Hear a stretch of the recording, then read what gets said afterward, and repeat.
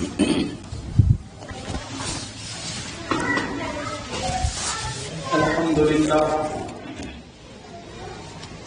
لله نحمده ونستعينه ونستغفره ونؤمن به ونتوكل عليه ونعوذ بالله من شرور أنفسنا ومن سيئات أعمالنا من يهده الله فلا مضل له ومن يضلل فلا هادي له ونشهد أن لا إله إلا الله وحده لا شريك له ونشهد أن سيدنا ونبينا وشفيعنا ومولانا محمدا عبده ورسوله أما بعد فأعوذ بالله من الشيطان الرجيم بسم الله الرحمن الرحيم كل نفس ذائقة الموت وإنما توفون أجوركم يوم القيامة فمن زحزح عن النار وأدخل الجنة فقد فاز صدق اللہ العظیم۔ محترمہ دینی بہنیں،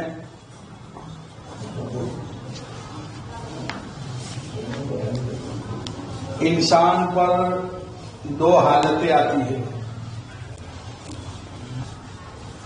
ایک حالت وہ ہوتی ہے جو اس کی طبیعت کے موافق ہو، اور دوسری حالت وہ ہوتی ہے جو اس کی طبیعت کے مخالف ہو۔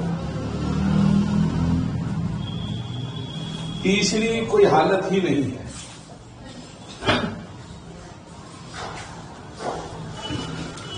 حالات یا تو ایسے آئیں گے جس سے انسان کو خوشی ہو اور جو وہ چاہتا ہے ایسا ہو، یا حالات ایسے آئیں گے کہ جس سے انسان کو تکلیف ہو اور وہ جو چاہتا ہے ایسا نہ ہو۔ یہ دو ہی حالت ہے، تیسری کوئی حالت نہیں ہے۔ اگر حالات ایسے ہیں کہ انسان چاہتا ہے اور ایسا ہو رہا ہے، اس کی مرضی پوری ہو رہی ہے، تو اس وقت اس کو شکر کرنا چاہیے۔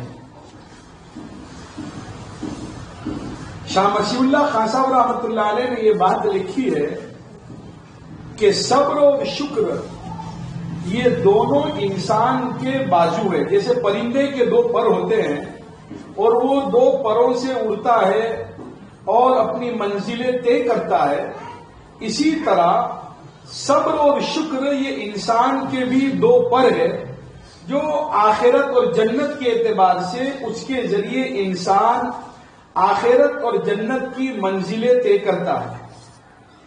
لہذا محترمہ دینی بہنیں، اگر حالات طبیعت کے موافق ہو، جو ہم چاہتے ہیں ایسا پورا ہو رہا ہے، ہم کو خوشی ہو رہی ہے، تو اس پر ہمیں اللہ کا شکر ادا کرنا چاہیے۔ اور اگر حالات ایسے ہیں کہ جو طبیعت کے خلاف ہے، ہماری طبیعت یہ کہتی ہے کہ ایسا نہیں ہونا چاہیے، پھر بھی ہو چکا، تو اس وقت ہمیں صبر کرنا چاہیے۔ اور مومن کا حال عجیب ہے، مرے تو شہید مارے تو غازی، مسلمان کی دونوں میں ہے سرفرازی۔ طبیعت کے موافق حالات ہے، اس میں اگر شکر کرتا ہے تو بھی اجر و ثواب، اور طبیعت کے خلاف حالات ہے اور اس میں صبر کرتا ہے تو بھی اس کے لیے اجر و ثواب۔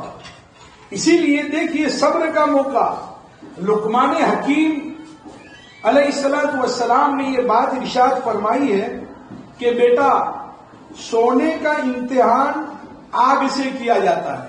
آپ نے دیکھا ہوگا کہ جو عورتیں جو زیورات بنانے کے لیے جاتی ہے تو وہ سونا کتنے کیرٹ کا ہے، کیا ہے، اس کو پگھال کر اس کو دیکھا جاتا ہے، چیک کیا جاتا ہے۔ تو لقمان حکیم نے اپنے بیٹے سے فرمایا، بیٹا، سونے کا امتحان آگ سے کیا جاتا ہے اور ایماندار کا امتحان مصیبت سے ہوتا ہے۔ جو آدمی ایماندار ہے تو اس پر مصیبت آتی ہے۔ اب بہت سی مرتبہ ہوتا یہ ہے کہ جب ہم پر مصیبتیں آتی ہے، پریشانیاں آتی ہے، تو پھر تقدیر پر ہم شکوے شروع کر دیتے ہیں، اور کبھی یہ بھی سوچتے ہیں کہ میں تو نماز پڑھتی ہوں، میں تو یہ کام کرتی ہوں، تلاوت کرتی ہوں، ذکر کرتی ہوں، لوگوں کے ساتھ اچھے اخلاق سے پیش آتی ہوں، پھر مجھ پر یہ مصیبت۔ یہ سوچ مومن کی نہیں ہوتی، یاد رکھنا محترمہ دینی بہنیں، یہ سوچ ایمان والے کی نہیں ہوتی۔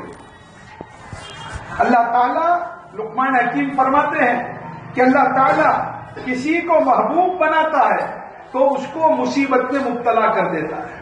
اب کتنی عجیب بات، دنیا میں تو یہ ہے کہ جب کوئی محبوب بنتا ہے اور کوئی کسی بڑے کے قریب چلا جاتا ہے تو اس کو نعمتیں دی جاتی ہے۔ اب یہاں جو اللہ کا محبوب بنتا ہے تو اس پر مصیبتیں آ رہی ہے۔ اب دیکھیے، اب وہ مصیبتوں کے راستے سے اس کے گناہ معاف ہوتے چلے جاتے ہیں، مصیبتوں کے راستے سے جب وہ صبر کرتا ہے تو وہ صبر کے نتیجے میں اللہ کا تقرب پا لیتا ہے، اللہ کے نزدیک وہ بندہ اور وہ بندی ہو جاتے ہیں۔ اسی لیے حضرت ابوبکر صدیق رضی اللہ تعالیٰ عنہ نے عجیب بات ارشاد فرمائی۔ ابوبکر صدیق فرماتے ہیں مصیبت میں صبر کرنا مشکل ہے، مصیبت میں صبر کرنا مشکل ہے، مگر صبر کے ثواب کو ضائع نہ ہونے دینا یہ بہت زیادہ مشکل ہے۔ صبر دیکھیے، ہمیں تو تعلیم نہیں ہے کہ بھائی صبر کرو، انما یوفی الصابرون اجرہم بغیر حساب، کہ صابرین کو اجر دیا جائے گا بغیر حساب کے، اس کو گن نہیں سکتے، جو صبر کرے گا اس کو اتنا اجر و ثواب ملے گا۔ محترمہ دینی بہنیں، آپ دیکھیے کوئی مصیبت ہم پر آئی، کوئی پریشانی ہم پر آئی، ہمارے گھر میں سمجھ لو بھائی موت کا نظام چلا، بھائی جیسے ہمارے یہ شریف بھائی کے یہاں والدہ کا انتقال ہوا، اہلیہ کا انتقال ہوا، اب 2 دن میں 2 موت ہو گئی۔ اب ہمیں تو تلقین یہ ہے کہ بھائی صبر کرو، اگر بے صبری سے ہم نے کام لیا تو ہمارے مرحوم وہ واپس آنے والے نہیں ہیں۔ اگر اور کوئی مصیبت ہم پر آئی اور بے صبری سے ہم نے کام لیا تو وہ بے صبری کی وجہ سے وہ مصیبت ٹلنے والی نہیں ہے، وہ مصیبت بھی ٹلے گی نہیں اور ہم صبر کے اجر و ثواب سے محروم ہو گئے۔ اور اگر ہم نے صبر کر لیا، کوئی بھی مصیبت، چھوٹی مصیبت، بڑی مصیبت، کوئی بھی مصیبت آئی، اس پر اگر ہم نے صبر کر لیا تو وہ مصیبت تو چلو دور ہوئی نہیں، وہ تو آنے کی تھی، آ گئی، لیکن صبر کی وجہ سے اللہ رب العزت کی نزدیکی ہمیں ملے گی اور اجر و ثواب کے ہم حقدار بنیں گے۔ اسی لیے حضرت فضیل بن عیاض رحمۃ اللہ علیہ نے عجیب بات ارشاد فرمائی کہ اللہ تعالیٰ اپنے مومن بندے پر لگاتار مصیبتیں نازل کرتا ہے یہاں تک کہ وہ بغیر گناہ کے چلتا پھرتا ہے۔ دیکھیے اللہ والوں کی سوچ دیکھیں کہ بھائی مصیبتیں لگاتار آ رہی ہیں، یک کے بعد دیگر پریشانی آ رہی ہے، اب لگتا یہ ہے کہ بھائی کون سا گناہ ہم سے ہوا کہ اس کے نتیجے میں یہ ہوا، لیکن اصل بات یہ ہے کہ اللہ تعالیٰ ان آنے والی مصیبتوں پر بندہ بندی صبر کرتے ہیں تو اللہ رب العزت اس کے نتیجے میں اس کے گناہوں کو معاف کرتے، اور گناہ اتنے معاف ہو جاتے ہیں، اتنے معاف ہو جاتے ہیں کہ وہ بالکل بغیر گناہ کے زمین پر پاک و صاف چلتا پھرتا ہے۔ ابھی کوئی معمولی بات نہیں ہے محترمہ دین بہنیں۔ حضرت یوسف علیہ السلام 40 یا 70 سال اپنے والد سے جدا رہے۔ حضرت یوسف علیہ السلام 40 یا 70 سال، ایک قول کے مطابق یہ کہ 40 سال اپنے ابا سے الگ رہے، اور دوسرے قول کے مطابق 70 یعنی 70 سال اپنے والد سے وہ جدا رہے۔ طرح طرح کی مصیبتیں آئی۔ آپ دیکھیے بھائیوں نے بچپن میں کیا کیا تھا، اب ان کو کنویں میں ڈال دیا تھا، کنویں سے نکالے گئے، مارکیٹ میں بیچے گئے، جیل میں گئے، وہ سب پورے سب مرحلے ہیں۔ تو مصیبتیں اتنی آئی اپنے والد سے 40 سال یا 70 سال حضرت یوسف علیہ السلام اپنے والد سے جدا رہے، لیکن جب اپنے والد سے ملاقات ہوئی تو دیکھیے یوسف علیہ السلام کا انداز دیکھے، اپنے ابا کو یوں بھی کہتے کہ ابا جان میرے بھائیوں نے میرے ساتھ کیا کیا، مجھے کتنا پریشان کیا، مجھے کنویں میں ڈال دیا، ایسا ویسا، کوئی مصیبت کا کوئی تذکرہ نہیں، بلکہ یوسف علیہ السلام اپنے والد صاحب کو مخاطب کر کے کہتے ہیں کہ ابا جان وقد احسن بی اذا اخرجنی من السجن، ابا جان اللہ تعالیٰ نے مجھ پر احسان کیا جبکہ اس نے مجھے قید خانے سے نکالا۔ سب مصیبتیں بھول گئے، کچھ کہا ہی نہیں کہ مجھ پر یہ حالت ہے۔ آپ اندیکھیے، یہ زندگی نبی جو ہے وہ نبی انسانوں کو وسائل نہیں دیتے بلکہ زندگی جینے کا طریقہ بتاتے ہیں۔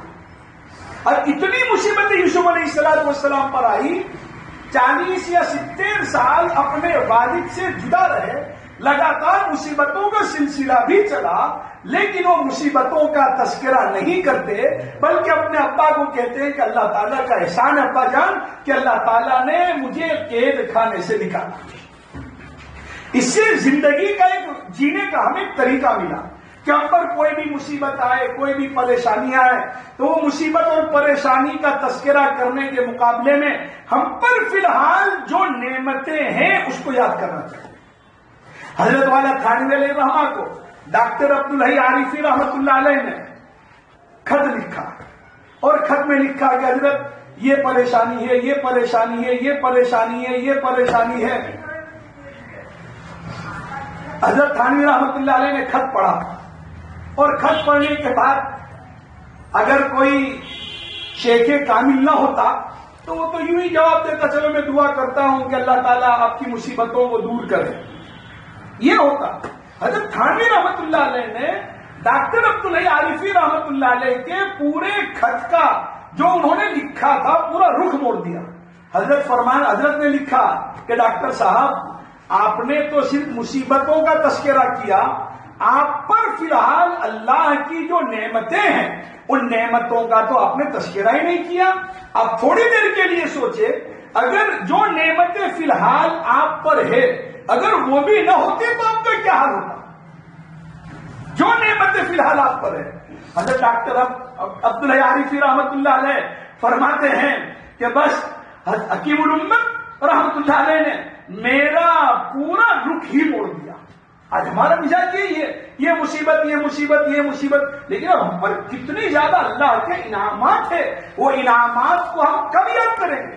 آج کل یہ بیماری خاص طور پر عورتوں میں بہت پائی جاتی ہے۔ محترمہ دیدی بہنیں، یہ کڑوی بات ہے لیکن سچی بات ہے کہ بھائی گھر میں کوئی، میرے گھر میں یہ نہیں ہے، یہ نہیں ہے، یہ نہیں ہے، کبھی شوہر سے بھی کبھی بچوں سے بھی اس معاملے میں کچھ اونچ نیچ ہو جاتی ہے۔ تھوڑی دیر کے لیے سوچے کہ جو نہیں ہے اس کا تو ہم تذکرہ کرتے ہیں اور ہمارے گھر میں جو کچھ ہے اس کا تو کبھی تذکرہ ہی نہیں کرتے۔ جب تذکرہ نہیں کرتے تو شکر کی توفیق نہیں ہوتی۔ لہذا ہماری نظر ہونی چاہیے موجود چیز پر، معدوم چیز پر نہیں۔ جو چیز ہمارے پاس موجود ہے اس پر ہماری نظر ہونی چاہیے۔ حضرت شیخ سعدی رحمت اللہ علیہ ایک مرتبہ جا رہے تھے، ان کے پیر میں جوتے نہیں، دل میں خیال آیا کہ میرے پیر میں جوتے نہیں ہیں۔ اسی حالت میں دمشق کی جامع مسجد پہنچے تو دمشق کی جامع مسجد میں دیکھا کہ ایک شخص ہے کہ اس کے تو دونوں پیر ہی نہیں ہیں۔ شیخ سعدی رحمت اللہ علیہ نے اس کو دیکھ کر کہا اے اللہ تیرا احسان ہے، میرے پیر میں تو جوتے نہیں، اس کے پاس تو جوتے پہننے کے لیے پیر ہی نہیں ہے۔ محترمہ دینی بہنیں، ہم زندگی کو ایسی بنائیں کہ بڑی سی بڑی مصیبت بھی ہمارے لیے ہلکی ہو جائے۔ دیکھیے مصیبت اور پریشانی کا حال تو روئی سے بھرے ہوئے تھیلے کی طرح ہے۔ اب روئی سے بھرا ہوا تھیلا بڑا، اب ایسا لگتا ہے کہ بہت وزن یہ پورا بھرا ہوا ہے لیکن اٹھا لیتے تو کچھ بھی نہیں۔ تو یہی حال پریشانی اور مصیبتوں کا ہے کہ اگر مصیبتیں آ رہی ہے تو اس پہ واویلا کرنے کے مقابلے میں اور چلانے کے مقابلے میں اور شکوہ شکایت کرنے کے مقابلے میں ہم اللہ کے فیصلے پر راضی رہے اور یوں کہے اللہ ہم تیرے فیصلے پر راضی ہے، اے اللہ تو جس حال میں ہمیں رکھے گا ہم اس حال میں راضی ہے، اے اللہ ہماری آخرت میں بگڑے بس ہم یہ چاہتے ہیں، ہماری آخرت میں بھی دنیا تو کٹ جائے گی، نعمتوں کے ساتھ بھی کٹے گی، مصیبتوں کے ساتھ بھی کٹے گی، دنیا تو کٹنے والی ہے۔ تو محترمہ دینی بہنیں، کتنی عجیب بات، اسی لیے حضرت شیخ زکریا رحمت اللہ علیہ نے تو عجیب بات ارشاد فرمائی کہ مہمان کو میزبان اگر آدھا گلاس دودھ دے، دیکھیے کیسا، دیکھیے سوچنے کا انداز، اسلامی تعلیمات پر غور کرے ہم نے تو کیا سمجھا اسلام یعنی نماز روزہ زکات حج، باقی کچھ بھی نہیں. ارے اسلام ایک مستقل زندگی کا نام ہے. نماز روزہ زکات حج وہ تو ہے ہی ہے، اس کے بغیر چھٹکارا ہی نہیں، لیکن صرف وہی نہیں ہے، اسلام ایک مستقل زندگی ہے. حضرت شیخ زکریا رحمۃ اللہ علیہ نے عجیب بات فرمائی کہ مہمان کو میزبان جب دودھ کا آدھا گلاس دے تو وہ اس طریقے سے شکر بجا لائے گا کہ الحمدللہ آدھا گلاس دودھ ہے. یوں نہیں کہنا چاہیے کہ آدھا گلاس خالی ہے. آدھا گلاس خالی ہے اگر یہ کہا تو یہ تو ایک طرح کی ناشکری ہوئی، اور آدھا گلاس بھرا ہوا ہے یہ کہا تو یہ اللہ کا شکر ہوا. تو محترمہ دینی بہنیں، ہمیں صبر اور شکر دونوں کو لازم پکڑنا ہے. صبر اور شکر دونوں کو ہمیں لازم پکڑنا ہے. جتنا صبر اور شکر ہوگا اتنا ہی اللہ رب العزت کی طرف سے ہمیں دنیا اور آخرت دونوں اعتبار سے ہمیں انعام اور اکرام ہمیں ملتے رہیں گے. اسی لیے سیدنا عمر رضی اللہ تعالیٰ عنہ نے عجیب بات ارشاد فرمائی. حضرت عمر رضی اللہ تعالیٰ عنہ فرماتے ہیں کہ تم پر کوئی مصیبت آئے، تم پر یہ باتیں، یہ ہمت دلانے والی باتیں میں آپ کو اس لیے کر رہا ہوں کہ ابھی کیونکہ حالات بھی ایسے چلتے ہیں. بہت سے لوگ اندرونی اعتبار سے ٹوٹ چکے ہیں، اور اس میں خاص طور پر عورتیں جب کم ہمت ہو جاتی ہے اور عورتیں جب مردوں کا خیال نہیں کرتی تو مرد اور زیادہ ٹوٹتا ہے. مرد اور زیادہ ٹوٹتا ہے کیونکہ بہت سی مرتبہ مرد نہ کرنے کے کام جو کبھی کر لیتا ہے تو اپنی بیوی بچوں کی محبت میں، بیوی بچوں کی محبت میں. تو حضرت عمر رضی اللہ تعالیٰ عنہ نے عجیب بات ارشاد فرمائی. حضرت عمر فرماتے ہیں کہ جب کوئی مصیبت آئے تو سوچو تمہاری دین پر آئی یا تمہاری دنیا پر. تمہاری دین پر مصیبت آئی یا تمہاری دنیا پر. اگر تمہارا دین محفوظ ہے تو خوش ہونا چاہیے. دین محفوظ ہے تو خوش ہونا چاہیے کہ بھئی اصل سرمایہ جو ہے وہ دین، وہ میرا محفوظ ہے. اب آج کل محترمہ دینی بہنیں، اللہ معاف فرمائے، ہمارا حال یہ ہے کہ دینی اعتبار سے نقصان ہوتا ہے تو ہم دینی نقصان کو نقصان ہی نہیں سمجھتے. دنیاوی اعتبار سے نقصان ہوا، دنیاوی اعتبار سے کوئی مصیبت آئی تو اس کو ہم نے مصیبت سمجھ لیا. دیکھیے ابھی یہ کورونا اور یہ لاک ڈاؤن کے حالات میں بہت سے کاروبار سے ٹوٹ گئے. تو یہ کاروبار سے ٹوٹنے کے نتیجے میں اور رسک کا معاملہ آگے پیچھے ہونے کے نتیجے میں ہم لوگ بہت پریشان رہتے کہ کیا ہو گیا، سمجھ میں نہیں آتا کیا ہوگا یہ وہ. لیکن کیا اتنی پریشانی کبھی ایک وقت تک کہ ہماری نماز چھوٹی اس پر ہوئی ہے؟ قرآن کی تلاوت ہماری چھوٹ گئی، اس پر ہم کو اتنی پریشانی ہوئی ہے؟ ہمارے بچے جھوٹ بول رہے ہیں، اس پر ہم کو پریشانی اتنی ہوئی ہے کہ ہم نے اس کو مصیبت سمجھا؟ تو حضرت عمر فرماتے ہیں کوئی بھی مصیبت آئے تو اس مصیبت میں پہلے یہ دیکھو کہ یہ دین پر آئی کہ دنیا پر. اگر مصیبت آئی اور ہمارا دین محفوظ رہا تو ہمیں خوش ہونے کی ضرورت ہے کہ اصل جو میرا مدعا مال ہے اور اصل جو میرا سرمایہ اور راس المال ہے ایمان، وہ تو محفوظ ہے. محترمہ دینی بہنیں، حاجی امداد اللہ رحمت اللہ علیہ نے عجیب بات فرمائی کہ دنیا میں کوئی چیز مصیبت ہی نہیں، ہر چیز نعمت ہے. دیکھیے سوچنے کا انداز. حاجی امداد اللہ جو حضرت وہاں رشید احمد گنگوئی رحمت اللہ علیہ کے شیخ اور اسی طرح حضرت تھانوی رحمت اللہ علیہ کے شیخ، وہ فرماتے ہیں دنیا میں کوئی چیز مصیبت ہی نہیں ہے، ہر چیز نعمت ہے. ان کا کہنے کا مطلب یہ ہے کہ مصیبت بھی نعمت ہے، مصیبت بھی. پھر حضرت نے اس کو عجیب طریقے سے سمجھایا کہ دیکھیے کہ جو بھی مصیبت آتی ہے اس پر بندے کو اجر ملتا ہے. تو اگر مصیبت غلط چیز ہوتی تو پھر اللہ تعالیٰ اس کو اجر نہ دیتے. اجر مل رہا ہے، پتا چلا مصیبت بھی نعمت ہے. تو محترمہ دینی بہنیں، صبر اور شکر دونوں کو ہم لازم پکڑے. حضرت والا تھانوی علیہ رحمٰن نے تو عجیب بات فرمائی. حضرت تھانوی رحمت اللہ علیہ فرماتے ہیں بعض نعمتیں وہ نعمتوں کی صورت میں نعمت ہوتی ہے اور حقیقت میں وہ نعمت ہوتی ہے، اور بعض نعمتیں نعمت کی شکل ہوتی ہے اور حقیقت میں وہ مصیبت ہوتی ہے. کتنی عجیب بات. بعض چیزیں ہم کو نعمت لگتی ہے لیکن وہ مصیبت ہے. اللہ سے دور کر رہی ہے، نبی سے دور کر رہی ہے، دین سے دوری ہو رہی ہے. اب ہم نعمت سمجھ. لہذا آج ہم یہ طے کریں کہ حالات چاہے طبیعت کے موافق ہو یا طبیعت کے مخالف ہو، ہمیں طبیعت کے موافق حالت میں بھی اللہ کی فرما برداری کرنی ہے اور طبیعت کے مخالف حالات میں بھی اللہ کی فرما برداری کرنی ہے. سیدنا ایوب علیہ السلام 18 سال تک بیمار رہے. کتنے سال تک؟ 18 سال تک. اب شیطان، اللہ نے ان کو مال بھی دیا تھا. ایوب علیہ السلام کو اللہ نے مال بھی دیا تھا، تو شیطان نے یہ بات چلائی کہ یہ تو اس لیے عبادت کرتا ہے ایوب کہ تو مال و دولت اس کو ملی ہے، تب کوئی بس اس لیے اللہ اللہ کر رہا ہے.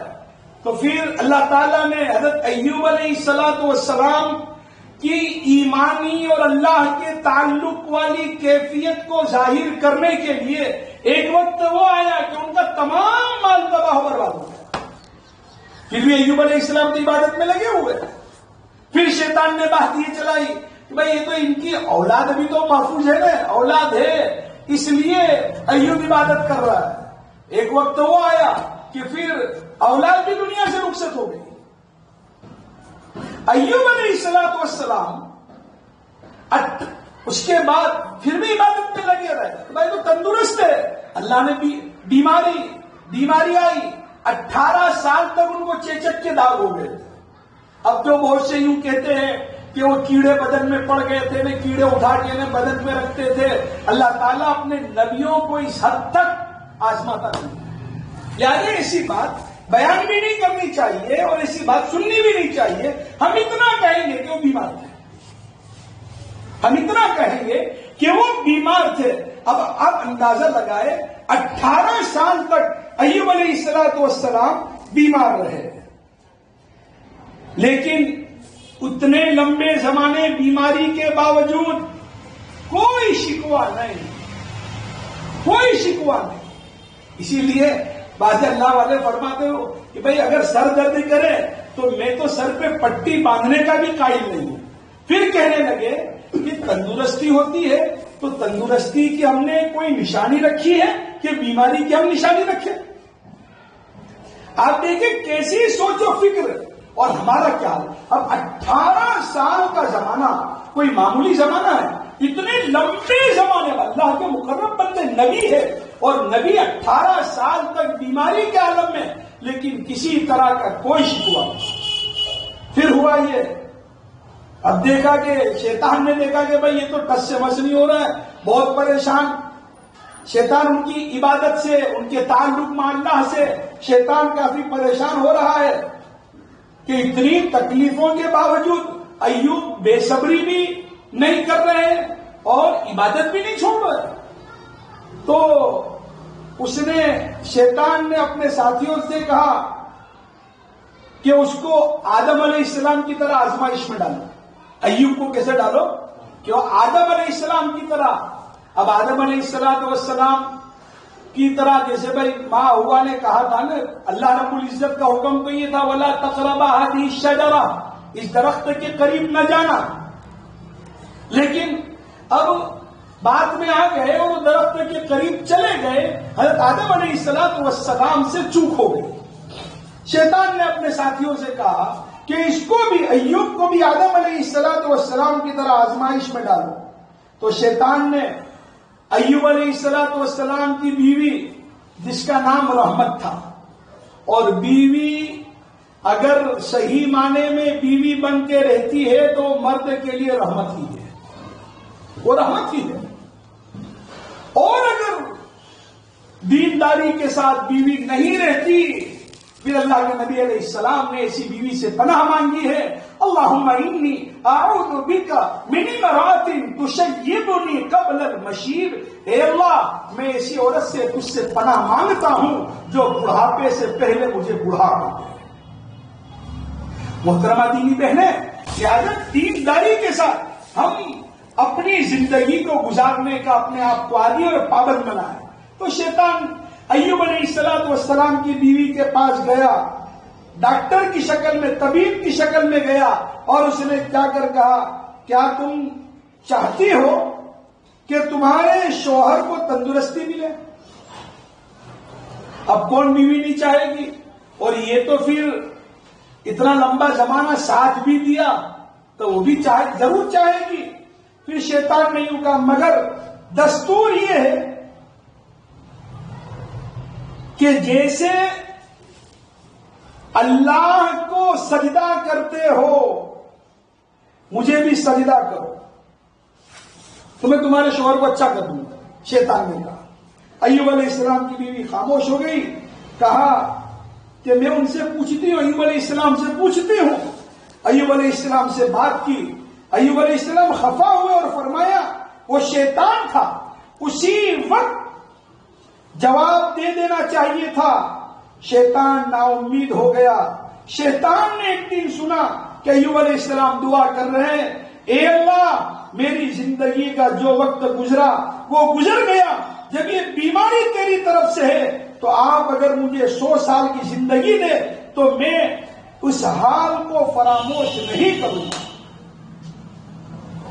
دیکھیے کس طرح صبر کا معاملہ، قرآن نے ایوب علیہ السلام کے صبر کی قرآن نے تعریف کی، انا وجدناہ صابرا، ہم نے ایوب علیہ السلام کو صبر کرنے والا پایا۔ صرف اتنا ہی نہیں، مطلب ایوب ہمارے بہت اچھے بندے، بہت اچھے بندے، انہ اواب، اور ایوب علیہ السلام وہ ہماری طرف خوب رجوع کرنے والے ہیں۔ ایوب علیہ السلام کو جب اللہ تعالیٰ نے تندرستی دی تو صحت کے زمانے میں ایوب علیہ السلام سے پوچھا گیا کہ تندرستی کا زمانہ اچھا ہے، بیماری کا زمانہ اچھا ہے؟ دیکھیے محترمہ دینی بہنیں، اس پہ غور کریں۔ آج کل ہمارے پاس کوئی بیماری آ جاتی ہے، کوئی پریشانی آ جاتی ہے، ہمارے سوچنے کا انداز کیا ہوتا ہے اور نبی کے سوچنے کا انداز کیا ہوتا ہے؟ ایوب علیہ السلام سے سوال کیا کہ تندرستی کا زمانہ اچھا یا بیماری کا زمانہ اچھا؟ تو فرمایا کہ صحت بھی اللہ کی ایک نعمت ہے، لیکن جب میں بیمار تھا تو اللہ تعالیٰ صبح مجھے پوچھتے تھے ایوب تیرا کیا حال ہے، شام ہوتی تو اسی طرح اللہ پوچھتے تھے، تو اس کی لذت مجھے شام تک نظر آتی ملتی تھی، اور شام کو پوچھتے تھے تو ایوب تیرا کیا حال ہے، تو اس کی لذت مجھے صبح تک محسوس ہوتی۔ محترمہ دینی بہنیں، دیکھیے اس سے کیا پتا چلا کہ کوئی بیماری آئے، کوئی مصیبت آئے، کوئی پریشانی آئے تو ہمیں اس پر صبر کرنا چاہیے۔ حضرت عمران بن حسین یہ صحابی رسول ہے، 32 سال بیمار رہے، 32 سال وہ بیماری میں مبتلا رہے اور چت لیٹے رہتے تھے، سیدھے لیٹے رہتے تھے۔ عمران بن حسین وہ کروٹ نہیں بدل سکتے تھے، لیکن ان کا چہرہ ہمیشہ حشاش بشاش ہنستے ہوئے، جبکہ حال یہ کہ کروٹ بدل کے سو نہیں سکتے تھے۔ ایک پھوڑا ایسا ہو گیا تھا کہ اس میں 32 سال ان کو لگ گئے۔ لوگوں نے پوچھا کہ کیا بات ہے، بیماری اتنی سخت اور آپ اتنے خوش رہتے ہو؟ بیماری اتنی سخت اور آپ اتنے خوش رہتے ہو؟ فرمایا جب بیماری آئی تو میں نے صبر کیا، رضامندی باقی رکھی، اس پر اللہ کی طرف سے یہ مجھے انعام ملا کہ روزانہ میں اپنے بستر پر فرشتوں سے مصافحہ کرتا ہوں۔ دیکھیے مومن کا حال عجیب و غریب ہے، چٹ بھی اپنا پڑ بھی اپنا، دونوں ہاتھ میں لڈو ہے۔ تو محترمہ دینی بہنیں، بڑی سی بڑی مصیبت آئے کہ چھوٹی سی چھوٹی مصیبت آئے، ہمیں کیا کرنا ہے؟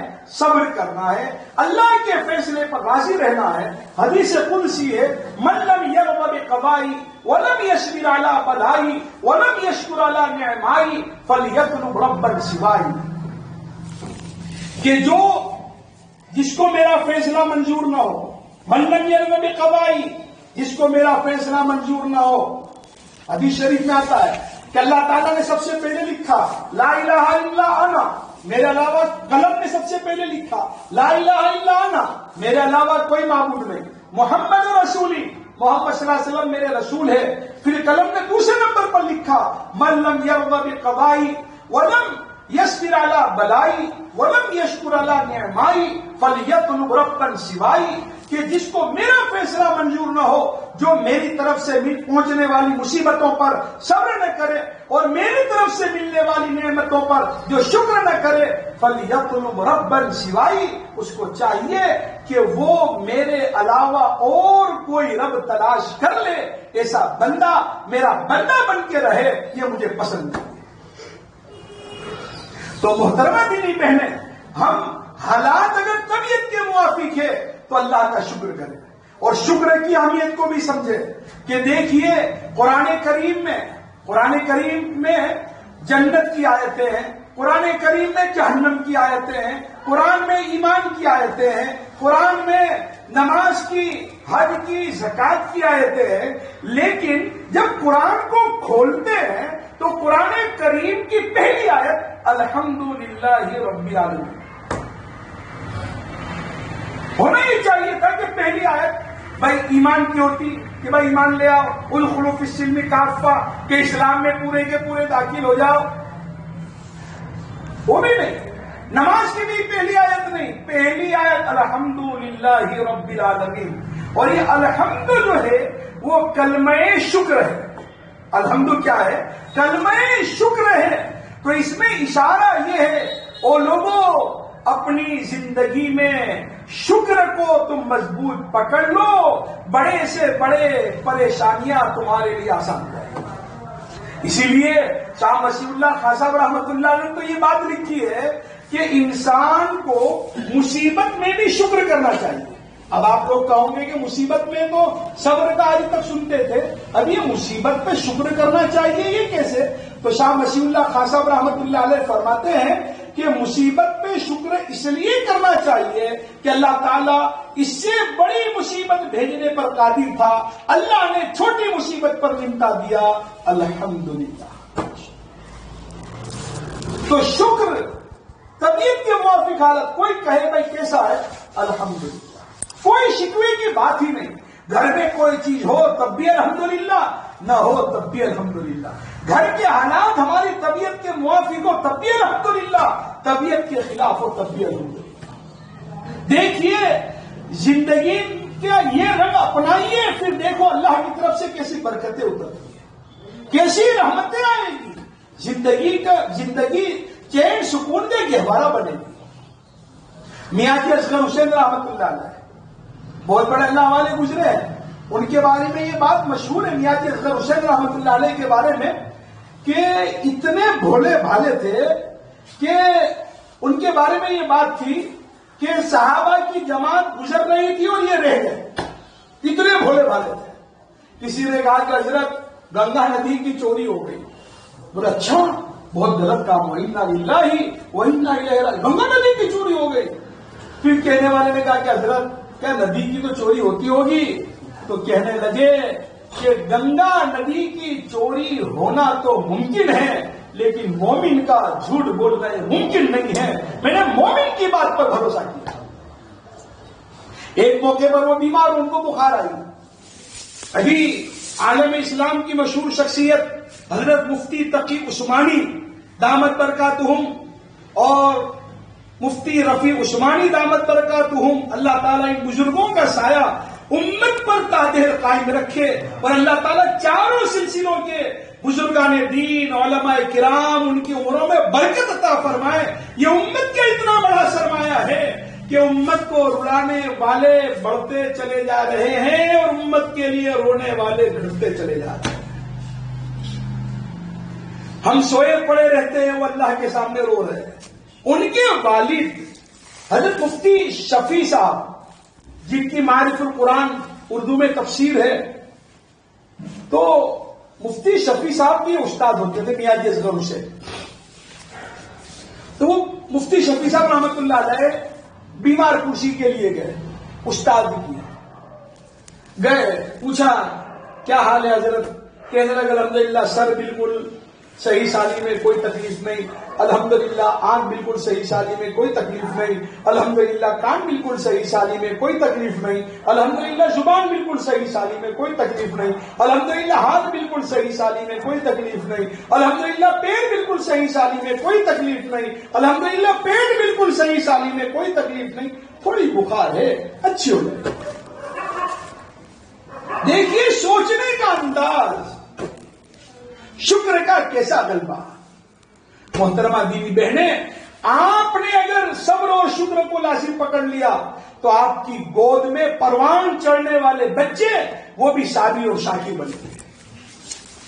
پھر آپ کے گھر کے مرد وہ بھی صابر اور شاکر بنیں گے. آپ نے اگر ان کو ہمت دے دی، اپنے شوہر کو کہہ دیا، اپنے بیٹے کو، اپنی اولاد کو کہہ دیا کہ کچھ بھی ہو ہم آدھی روٹی کھانا پسند کریں گے، ہم بھوکے رہنا پسند کریں گے، لیکن کبھی جھوٹ بول کر مال نہ کمانا، کبھی دھوکہ دے کر مال نہ کمانا، کبھی حرام کا لقمہ ہمارے پیٹ میں نہ ڈالنا. ہم بھوکا تو رہ سکتے ہیں، ہم اپنے بچوں کو بھوکا رکھیں گے، لیکن ہم یہ مصیبت کو برداشت کر سکتے ہیں، لیکن جھوٹ کے نتیجے میں جو وبال آئے گا، دھوکے کے نتیجے میں جو وبال آئے گا، ہم وہ مصیبت کو برداشت نہیں کر سکتے. آپ تھوڑی ہمت دلائیں اپنے گھر کے. بہت سی مرتبہ گھر کے مرد، میں نے جیسا شروع میں پہلے بھی کہا کہ نہ کرنے کے کام جو کر لیتے ہیں وہ اپنی بیوی بچوں کی محبت ہے. اور محترمہ دیوی بہنیں یہ بھی یاد رکھے، آج کل جو پریشانیاں بڑھتی ہیں وہ پریشانیاں ہمارے اختیار سے بڑھتی ہیں، ہمارے اختیار سے بڑھ رہی ہے. دیکھیے ہمیں اپنی زندگی کو لسی کی طرح بنانی ہے. دہی کی جو لسی ہوتی ہے، اب اس میں پانی نہ ڈالے تب بھی لسی، اور پانی ڈال دے تب بھی لسی.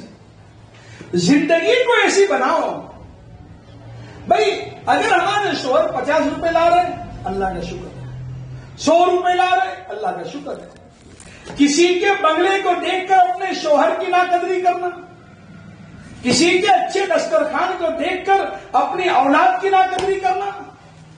محترمہ دینی بہنیں، یہ تو ایسا ہوگا کہ شوہر بھی ناراض، اللہ بھی ناراض، اولاد بھی ناراض، اللہ بھی ناراض. باوانا دیو بگڑیا، دنیا بھی بگڑے گی، آخرت بھی بگڑے گی. ہم صبر اور شکر اس کو لازم پکڑے، ہر حال میں اللہ کا شکر مانے، ہر حال میں. سوچنے کے انداز کو بدلے. یہ نہیں کہ کسی کے گھر میں گئے اور وہاں کوئی چیز دیکھی تو اپنے شوہر پہ برس پڑنے کا. تم کو میں نے کب سے کہا کچن بناؤ، یہ کرو وہ کرو، فرنیچر بناؤ، دیکھو میں تو 2 سال سے کہتی ہوں وہاں تو ابھی تیار بھی ہو گیا. نہیں، اب کیا پتا ہمارا شوہر کون سے مرحلے سے گزر رہا، کیا پتا ہماری اولاد کون سے مرحلے سے گزر رہی. محترمہ دینی بہنیں، تو مصیبتیں زیادہ تر یہ دیکھنے میں آئی ہے کہ ہم اپنے اختیار سے خریدتے ہیں. اپنے جتنے، جیسے بھائی وہ کہاوت مشہور ہے نا، جتنی چادر ہو اتنے ہی پیر پھیلاؤ. جتنی چادر ہو اتنے ہی پیر پھیلاؤ. جیسے یہ کہاوت یہ صرف چادر کے لیے نہیں ہے، بلکہ زندگی جینے کا اور بغیر محتاجی کی زندگی جینے کا اس میں ایک سبق دیا گیا. تو ہم صبر اور شکر کے ساتھ گھر میں شریعت کو زندہ کرنے کی کوشش کریں. گھر میں سیرت طیبہ سیرت کی ہم تعلیم کریں. گھر میں صحابہ کرام کی زندگیوں کو پڑھیں. جب کبھی ہمارے دل میں یہ خیال ہو کہ ہمارے یہاں تو اتنا اچھا کھانا وغیرہ پکتا بھی نہیں ہے اور کچھ آتا بھی نہیں، تو صحابہ کے وہ واقعات کو بھی پڑھیں کہ 24 گھنٹے میں ایک کھجور ان کو ملتی تھی، اور ایک کھجور پر ان کے پورے 24 گھنٹے گزرتے تھے. کسی نے کہا کہ ایک کھجور سے کیسے تمہارا گزران چلتا ہوگا؟ تو کہنے لگے جب وہ ایک کھجور بھی ختم ہو گئی اس وقت ہم کو ایک کھجور کی اہمیت کا اندازہ ہوا. حضرت ابو ہریرہ رضی اللہ تعالیٰ عنہ بھوک کی شدت کی وجہ سے اپنے پیٹ کو زمین پر رگڑ رہے. بھوک کی شدت کی وجہ سے الحمدللہ وہ حالات ہمارے اب تک نہیں آئے. پھر ہم شکوے کیوں کریں؟ اب ہم لوگ بار بار یہ سیرت کی کتابوں میں پڑھتے ہیں کہ صحابہ خود نبی علیہ السلام پیٹ پر پتھر باندھتے تھے. اب یہ معلوم ہے پیٹ پر پتھر کیوں باندھتے تھے؟ بھوک کی شدت اتنی تھی اور بھوک کی وجہ سے اتنی کمزوری ہو جاتی تھی کہ کمر سیدھی نہیں رہتی تھی. تو کمر کو سیدھی رکھنے کے لیے اور پیٹ کو ٹھنڈک پہنچانے کے لیے پیٹ پر پتھر باندھتے تھے. وہ پیٹ پر پتھر باندھ کر بھی اللہ سے خوش رہتے تھے. اور ہم پیٹ بھر کر کھانا کھانے کے بعد بھی ہمارا کیا حال ہے ہم اچھی طرح جانتے ہیں. تو محترمہ دینی بہنیں اپنے گھروں میں سیرت کی کتابوں کا ہم مذاکرہ کریں. اللہ کے نبی کی زندگی کو پڑھیں, صحابہ کرام کی زندگی کو پڑھیں. یہ وقت تو کٹ جائے گا, مصیبت آئے گی وہ بھی چلی جائے گی, نعمتیں آئے گی وہ بھی چلی جائے گی. دنیا میں بادشاہ وقت آئے وہ بھی نہیں رہے اور فقیر آئے وہ بھی نہیں رہے, ہم کو بھی جانا ہے.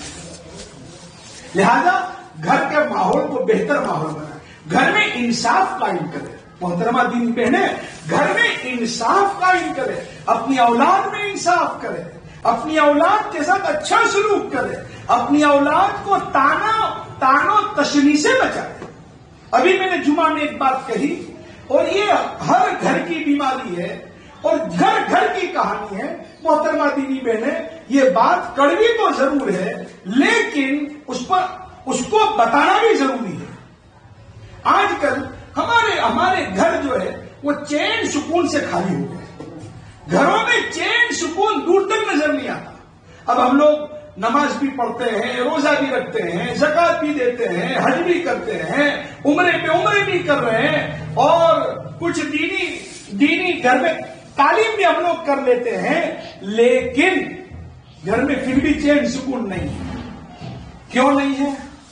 کبھی دیکھو تو بھائیوں میں مگزماری, کبھی اولاد کو ماں باپ پر اعتماد نہیں, کبھی ماں باپ کو اولاد پر اعتماد نہیں, کبھی ایک بھائی کو دوسرے بھائی پر بھروسہ نہیں, کبھی بھائی کو بہن پر بھروسہ نہیں, کہیں دیکھو بہن کو بھائی پر بھروسہ نہیں.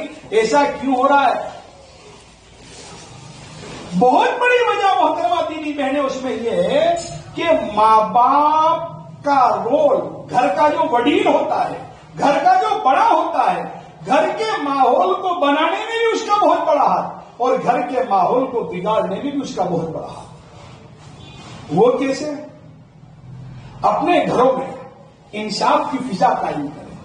لڑکا اور لڑکی انصاف کے ساتھ رکھے ان کو, بہو اور لڑکی انصاف کے ساتھ رکھے ان کو. آج کل محترمہ دینی بہنیں حال یہ ہے کہ ہماری لڑکی اور داماد دونوں کی محبت کو دیکھ کر ہم بہت خوش ہوتے ہیں اور لوگوں کو مثال دیتے ہیں کہ اللہ نے دیکھیے میری لڑکی کیسی گھر کر کے رہتی ہے. لوگوں کو مثال دیتے ہیں کہ اللہ نے کتنی محبت دی ہے, میری لڑکی 2-4 گھنٹے کے لیے بھی گھر پہ آ جاتی ہے تو میرے داماد میری لڑکی کو دیکھنے اور خبر لینے کے لیے گھر پہ بھی آ جاتے ہیں, 2-4 فون کر لیتے ہیں.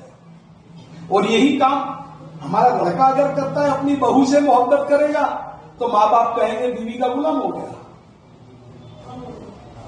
محترمہ دینی بہنیں یہ حرکتیں اس نے ہمارے بچوں کو ہمارا باغی بنا دیا. ہمارے بچے ہم سے دور بھاگ گئے. ہم انصاف کریں گھروں میں. دیکھیے جیسے حق یہ ہے, شریعت نے جیسے اولاد کو کہا کہ ماں باپ کا حق بجا لاؤ, ماں باپ کی بات مانو, ماں باپ اگر ظلم کرے تب بھی ان کی اطاعت کرو, شریعت کے خلاف کاموں میں ان کی بات نہ مانو ورنہ تمام باتیں ان کی ماننی چاہیے. جیسے شریعت نے اولاد کو کہا ایسے ماں باپ کو بھی کہا اپنی اولاد کے جائز جذبات پر کنٹرول نہ کریں.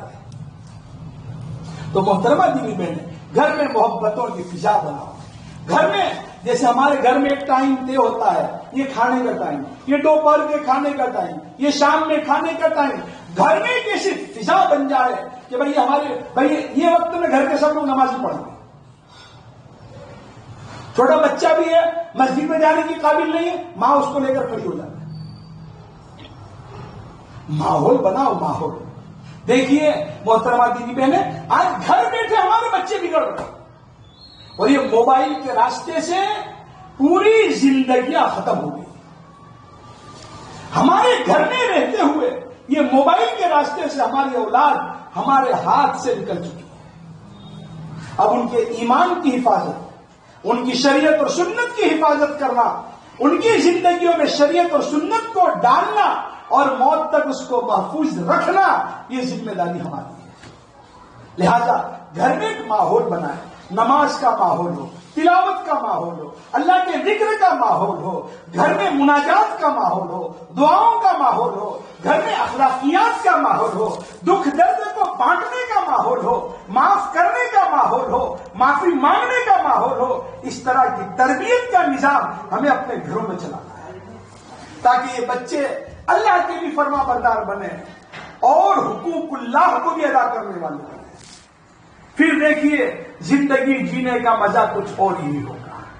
اللہ رب العزت ہم تمام کو اس کی مرضیات سے مزین فرمائے اور اللہ تعالیٰ اس کی نامرضیات سے اللہ تعالیٰ ہماری مکمل حفاظت فرمائے. اللہ ہر خیر کو مقدر فرمائے، ہر شر سے حفاظت فرمائے.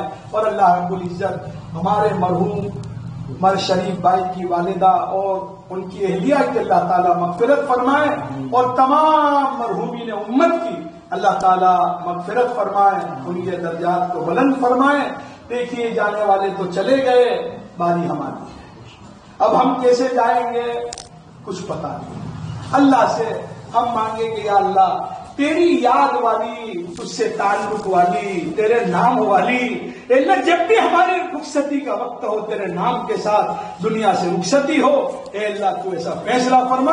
ہم اللہ سے مانگے اللہ رب العزت ہم تمام کو اس کی مرضی کے مطابق جینے مرنے کی توفیق عطا فرمائے. وما علینا الا البلاغ.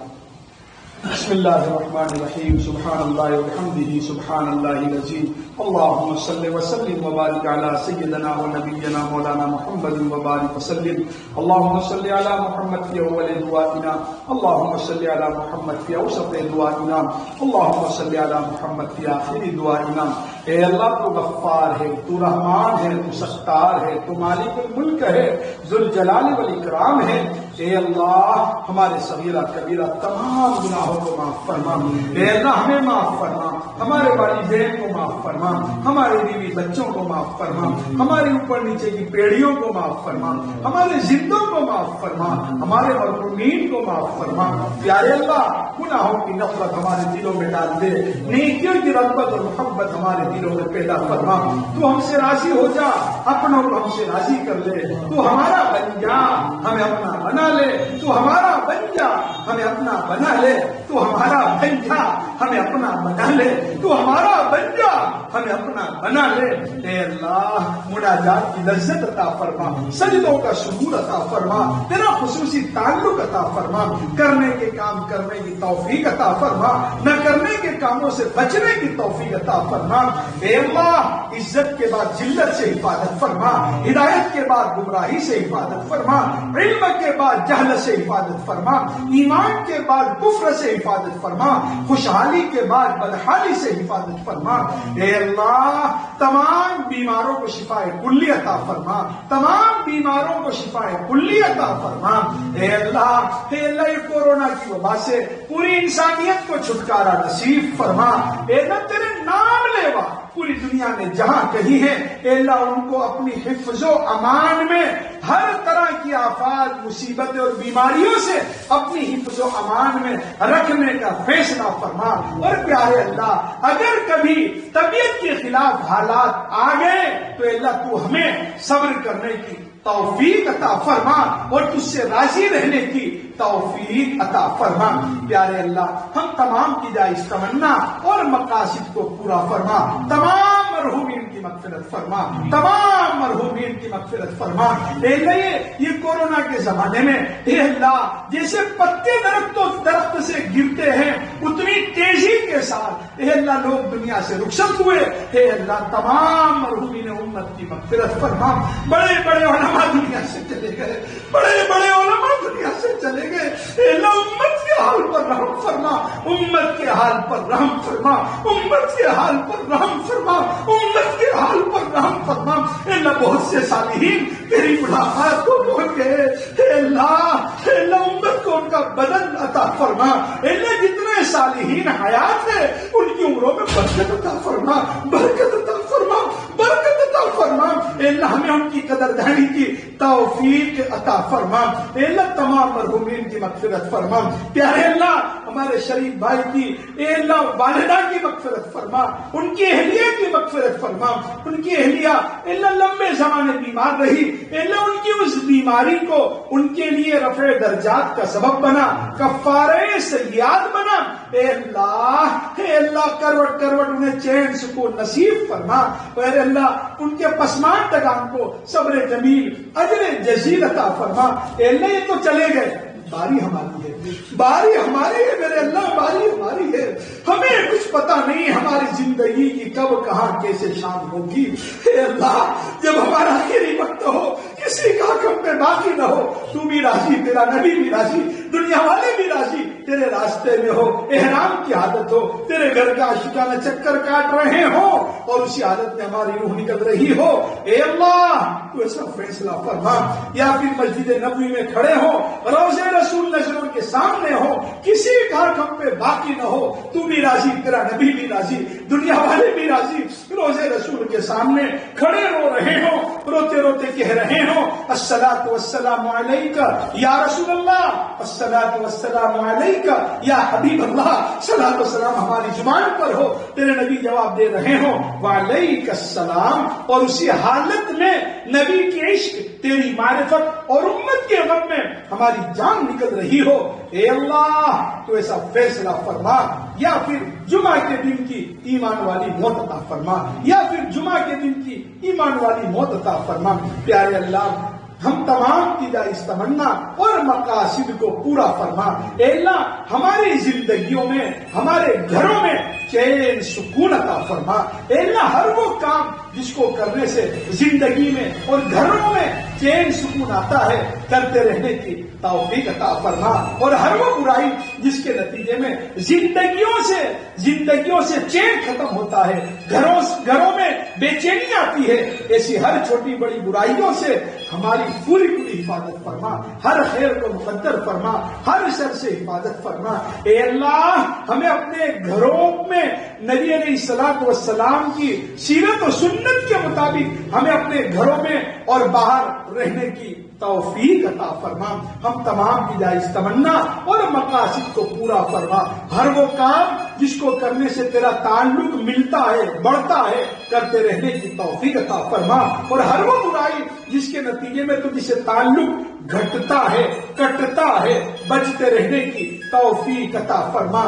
پیارے اللہ جب سے آپ نے دنیا بنائی ہے تب سے لے کر آج تک تمام انبیاء، ان کے متبعین، صالحین صالحات اور تیرے تمام بندے بندیوں نے پورے عالم میں جتنی دعائیں مانگ رہے ہیں، قیامت تک مانگنے والے ہیں، اے اللہ ان تمام کی تمام دعاؤں میں ہمارا حصہ شامل فرما۔ اے اللہ ہم نے اپنی زندگی میں جتنی دعائیں مانگ رہے ہیں اور اپنی موت تک جتنی دعائیں مانگنے والے ہیں، ان تمام دعاؤں کو آج کی ہماری دعا کو اپنے فضل و کرم سے اور جناب رحمت عالم صلی اللہ علیہ وسلم کے صدقے طفیل میں قبول فرما، قبول فرما، قبول فرما۔ ربنا تقبل منا انك انت السميع العليم وتب علينا انك انت التواب الرحيم برحمتك يا